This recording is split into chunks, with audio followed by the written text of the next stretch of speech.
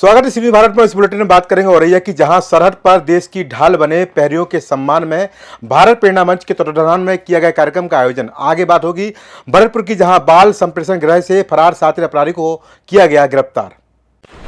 औरैया में भारत प्रेरणा मंच के तत्वाधान में शहीद पार्क में सैनिकों के सम्मान में एक कार्यक्रम का आयोजन किया गया। कार्यक्रम की शुरुआत भारत माता की प्रतिमा पर माल्यार्पण के साथ हुई।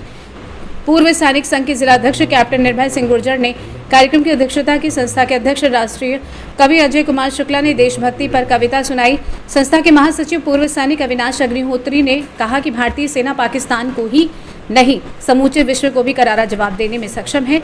इसके साथ ही उन्होंने कहा कि आवश्यकता पड़ने पर सभी पूर्व सैनिक सीमा पर दुश्मन के साथ लड़ने को तैयार है। कार्यक्रम में डॉक्टर गोविंद द्विवेदी, निर्मल पांडे, अंकित शुक्ला, योगेश दीक्षित, कृष्णा मिश्रा, मिथुन मिश्रा, गुरु प्रताप वर्मा आदि कई कवियों ने देशभक्ति पर कविताएं सुनाई। इस कार्यक्रम के दौरान बड़ी संख्या में पूर्व सैनिकों के साथ ही नगर के लोग भी मौजूद रहे। आइए जानते हैं इस विषय में अजय शुक्ला का और क्या कुछ कहना था। कविता अभी कही है, किस तरीके से देखते हैं जो आज जो है भारत ने पाकिस्तान का आक्रमण किया था, किस तरीके से जवाब मानते हैं? बिल्कुल, हम ये मान के चलते हैं कि जितना भी आतंकवाद हिंदुस्तान में हुआ सब पाकिस्तान प्रायोजित आतंकवाद है। इसको ये नहीं कहा जा सकता कि कोई ऐसी शक्तियां हैं जो बिना किसी सपोर्ट के या बिना किसी पीछे से जो हैंडलिंग होती है उसके बिना काम कर सकती हैं। निश्चित रूप से ये पाकिस्तान प्रायोजित आतंकवाद है। हमने बहुत झेला है, हमने ताज का हमला झेला है, हमने कारगिल झेला है, हमने देश के कोने कोने में शहर में होते हुए विस्फोट देखे हैं। लेकिन वसुधैव कुटुंबकम और इंसानियत की मांग को मानते हुए हर बार हमने क्षमा किया है, हर बार हमने हिंदुत्व का, हर बार हमने सनातन का परिचय दिया है। लेकिन इस बार हमारा धर्म पूछ करके हमें गोलियां मारी गई हैं, हमारी बहनों के सामने उनके सुहाग उजाड़े गए हैं। अब हमारे धैर्य की पराकाष्ठा हो चुकी थी। पूरा देश चाह रहा था कि अब पाकिस्तान पर ऐसा हमला हो कि आने वाली सदियां याद रखें कि किसी देश ने उन पर हमला किया था। और मैं आभारी हूं, हमारे बहुत सारे पूर्व सैनिक यहाँ बैठे हुए हैं, इन सबका ये मन था कि अब एक ऐसा हमला होना चाहिए। औरैया से सी न्यूज़ संवाददाता राजेश मिश्रा की रिपोर्ट। भरतपुर में बाल संप्रेषण गृह से रोशनदान तोड़कर फरार हुए 2 शातिर बाल अपराधियों को भरतपुर पुलिस ने दुर्गम पहाड़ी क्षेत्रों से गिरफ्तार कर लिया। इन आरोपियों में मुख्य आरोपी जितेंद्र उर्फ छोटू और अजीत उर्फ बनिया शामिल हैं। गिरफ्तार सीओ सिटी ग्रामीण आकांक्षा कुमारी के नेतृत्व में डिस टीम, साइबर सेल, सेवर थाना, भुसावर थाना व खेडली पुलिस टीम की संयुक्त कार्रवाई से संभव हो सकी। आरोपी अजीत ने फरारी के दौरान मुरैना मध्य प्रदेश में एक लोकल बदमाश के साथ मिलकर अवैध कट्टे की नोक पर 2 लूट की वारदातों को अंजाम दिया था। वो महिला का भेष धारण कर लगातार स्थान बदलता रहा ताकि पुलिस की गिरफ्त से बच सके। जितेंद्र 2022 के बहुचर्चित भुसावर ट्रिपल मर्डर केस में नामजद आरोपी था। पुलिस अब दोनों आरोपियों से आगे की पूछताछ कर रही है। दिनांक 3 अप्रैल को बाल सुधार गृह सेवर से 2 बाल अपराधी जो है वो पलायन कर गए थे। उक्त बाल अपराधी जो दोनों ही, एक व्यक्ति ट्रिपल मर्डर केस में जेल काट रहा था और दूसरा व्यक्ति जो है वो उसके विरुद्ध 11 प्रकरण विभिन्न थानों पर दर्ज हैं। तो ले जाऊंगा। दोनों ही व्यक्ति जो हैं उन्हें कहीं न कहीं अपने अपराधों की गंभीरता तथा न्यायालय द्वारा संभावित फैसले का एक अंदाजा था। इस कारण से इन्होंने ये व्यू रचना रची और प्रॉपर प्लानिंग के साथ में इस बाल सुधार गृह से फरार हुए। जानकारी प्राप्त करने पर ये मालूम पड़ा कि दोनों की उम्र, प्रथम व्यक्ति जितेंद्र और जीतू, इसकी उम्र 20 वर्ष है। दूसरा व्यक्ति अजीत और बनिया, जिसकी उम्र लगभग 21 वर्ष है। दोनों के द्वारा स्थानीय बाल सुधार गृह के जो गार्ड्स थे, एक्सो सिक्योरिटी गार्ड जो थे, उनके साथ इस साजिश को रचते हुए वहां से खिड़की तोड़कर फरार हुए। इस संपूर्ण घटना पर एक प्रकरण थाना सेवर में दर्ज किया गया, अंतर्गत धारा 261, 62, 65 और 3 PDPP। बाद अनुसंधान जो तथ्य हमारे सामने आए, उन तथ्यों के आधार पर हमने एक टीम गठित की। टीम का नेतृत्व एडिशनल एसपी हेडक्वार्टर, सीओ ग्रामीण, डीएसटी टीम तथा स्थानीय सेवर थाना की टीम जो थी, उन्होंने सभी ने साथ मिलकर दस्तयाबी के प्रयास किए। भरतपुर से सी न्यूज़ संवाददाता देवेंद्र सिंह सोलंकी की रिपोर्ट। झारखंड की उपराजधानी दुमका जिले के रानीश्वर प्रखंड के रघुनाथपुर में स्थित सिदो कान्हू में रविंद्रनाथ टैगोर का जयंती हर्ष उल्लासपूर्वक मनाई गई। कार्यक्रम की शुरुआत महान पुरुष को नमन करते हुए गुरुदेव के चरणों में पुष्प अर्चन के साथ शुभारंभ की गई। इसके बाद विद्यालय के छात्र छात्राओं ने विभिन्न प्रकार के कार्यक्रम प्रस्तुत किए, जिनमें नृत्य, नाटक, कविता, आवृत्ति, भाषण आदि था। आज के कार्यक्रम में छात्र छात्राओं के साथ उनके माता पिता और अभिभावक ने अपनी उपस्थिति दर्ज कराई। कार्यक्रम में मुख्य अतिथि के रूप में ग्रामीण बैंक के शाखा प्रबंधक उपस्थित थे। कार्यक्रम का संचालन देवप्रिया मुखर्जी के दिशा निर्देश पर हुआ और साथ में रामकृष्ण गौराई के देखरेख में कार्यक्रम बेहतरीन ढंग से किया गया। कार्यक्रम का समापन उपप्राचार्य रक्षाकर पाल के आशीर्वचन से हुआ।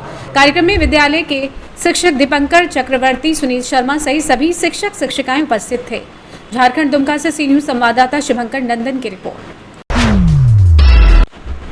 दुमका में रामपुर हाट मुख्य पथ के दुमका मुफस्सिल थाना क्षेत्र में दिन के उजाले में मवेशी लदे वाहन दौड़ रहे हैं। बताते चले कि दिन के उजाले में मवेशी लदे वाहन पथ पर दौड़ रहे हैं। प्रशासन चुप्पी साधे हुए हैं।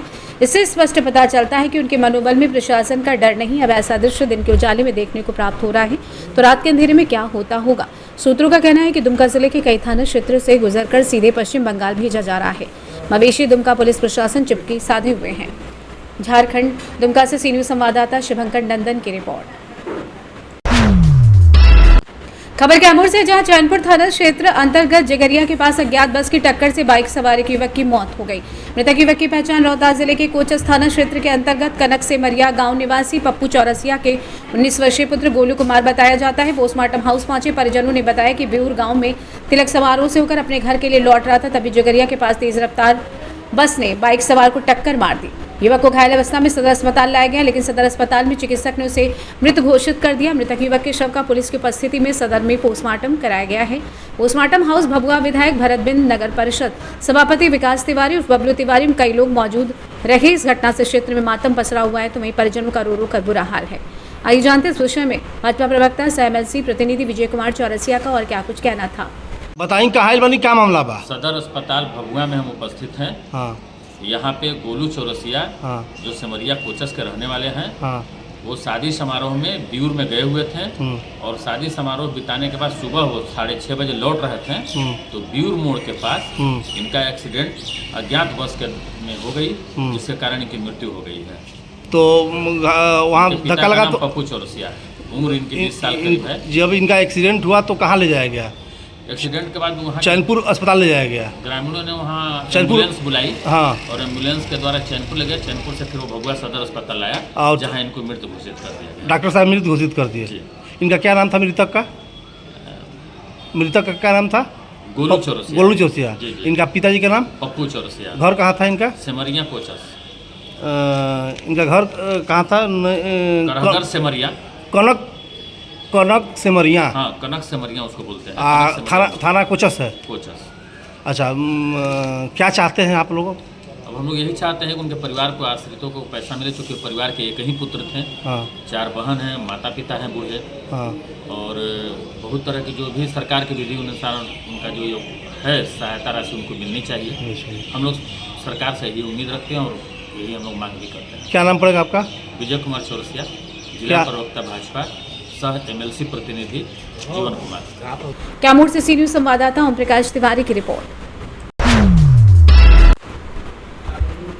छुरिया जिला गरियाबंद में समाधान शिविर का आयोजन हो रहा है। इस तारतम्य में गरियाबंद जिले के विकासखंड छुरा ब्लॉक अंतर्गत ग्राम पंचायत मडेली में समाधान शिविर का आयोजन किया गया, जिसमें छत्तीसगढ़ के मुख्यमंत्री विष्णुदेव साय शामिल हुए।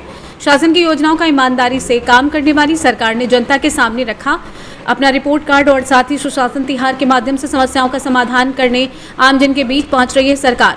ग्राम पंचायत मडेली में 75 करोड़ की लागत से 132 kV सब स्टेशन की होगी स्थापना एवं 147 करोड़ रुपए की लागत से राजिम छुरा 43 किलोमीटर लंबी सड़क का होगा चौड़ीकरण। वहीं पेपरछड़ी जलाशय के अधूरे कार्य को पूर्ण करने की मुख्यमंत्री ने मंजूरी दे दी है। 45 साल बाद पूरी होगी परियोजना।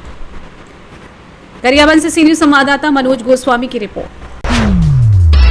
खबर कैमूर जिले से, जहां पर 7 मई को घर से लापता है किशोरी का अखलासपुर के उत्तर पोखरा में शव मिला है। परिजनों ने बताया कि आज पोखरा में शव को तैरते हुए देखा गया। किशोरी की पहचान भभुआ थाना क्षेत्र के अखलासपुर गांव निवासी इम्तियाज अली की 15 वर्षीय पुत्री रिजवाना खातून बताई जाती है। पिता ने बताया कि 7 मई को ही शौच के लिए बाहर निकली थी, तभी से लापता हो गई। इस संबंध में 8 मई को भभुआ थाने में भी आवेदन दिया गया था। आज सुबह में जब पोखरे के पास कूड़ा फेंकने के लिए गए तो देखा पानी में शव तैर रहा था। उसके बाद ग्रामीणों की भीड़ इकट्ठा हुई और शव को पानी से बाहर निकाला गया। पुलिस ने घटना की जानकारी जानकारी लेकर शव का पंचनामा कर अस्पताल में पोस्टमार्टम कराया है। आइए जानते हैं इस विषय में मृतका के पिता इम्तियाज अली का और क्या कुछ कहना था। बताइए कहाँ आए हुए हैं आप? हम आए हैं सदर अस्पताल भगवान, क्या करने के लिए आए हुए हैं? डेट बॉडी लड़की का पोस्टमार्टम करने के लिए। अच्छा, लड़की कहाँ से बरामद हुई है? मैं लड़की अखलासपुर गांव के उत्तर पोखरा से बरामद हुई है। अच्छा, ये कब से गोल थी? ये 7 तारीख को शाम 7 बजे कहाँ गई थी? शौच करने के लिए गई थी, तभी वो घर लौट कर नहीं है। काफ़ी खोजबीन किया आप लोग? बहुत खोजबीन दिए, सगरों खोजबीन दिए, कोई कहीं तालाब पता नहीं चला? हाँ, तालाब नदी हमसे कोई नहीं छूटा हुआ है। कहीं पता नहीं चला? सवेरे कूड़ा फेंकने के वास्ते हम गए थे। आज गए थे? हाँ, आज सुबह में कूड़ा फेंकने गए थे। हाँ, तो अचानक हमारा दिमाग आया तो थोड़ा कूड़ा में इधर उधर देख ले भाई, पानी में ताक ले भाई। हाँ तो हमको लड़की एक बाइक इधर उधर कुल भर पोखरा खोजे। हाँ अब खोजने के बाद अब जा रहे थे, चलने की तैयारी किए तो एक बड़ा बोरा था, उसके बाद एक बगल में यही था। जब देखे तो हमारी लड़की का बड़ी है। अच्छा हाँ हाँ, पूरा फेंकना दिया। अच्छा, ये थाना में भी इसका सूचना दिए थे? हाँ, कल सूचना दिए थे। थाना में आवेदन किए थे? हाँ, दिए थे। क्या बड़ा बाबू बताए थे? बड़ा बाबू खोजे तो एक आध दिन देख लो, हमारे तरफ से रेस्ट ले लो, उसके बाद कल आके अपना दे देना। कैमूर से सी न्यूज संवाददाता ओम प्रकाश तिवारी की रिपोर्ट। सारंगपुर में जुमे की नमाज के बाद काली मस्जिद के इमाम मुफ्ती अब्दुल बारी ने देश सेवा का संदेश दिया है। उन्होंने कहा कि समाज का हर व्यक्ति देश के लिए कुर्बानी देने को तैयार है। इमाम ने पहलगाम में हुए आतंकी हमले की निंदा की। उन्होंने कहा कि पाकिस्तान प्रायोजित आतंकवादियों ने निर्दोष लोगों की जान ली है। भारत पाक के बीच तनाव के इस माहौल में हर नागरिक का कर्तव्य है कि वो देश के साथ मजबूती से खड़ा रहे। समाज में विशेष दुआएं की गई। इनमें देश की सीमाओं और नागरिकों की सुरक्षा, सेना के जवानों और अधिकारियों की हिफाजत की प्रार्थना शामिल थी। साथ ही भारत के विजय और विश्व में उसकी प्रतिष्ठा बढ़ने की दुआ भी मांगी गई। सारंगपुर के सदर अलीम बाबा ने सभी मस्जिदों में अपील की कि कोई भी व्यक्ति भावनाओं में बहकर राजनीतिक या टिप्पणी न करे। उन्होंने समाज से देश प्रेम का परिचय देने का आग्रह किया। राजगढ़ से सी न्यूज संवाददाता जावेद पाशा की रिपोर्ट। तो अभी के बुलेटिन में इतना ही। देखते रहिए सी न्यूज भारत, हर खबर आपके साथ, आपके हाथ।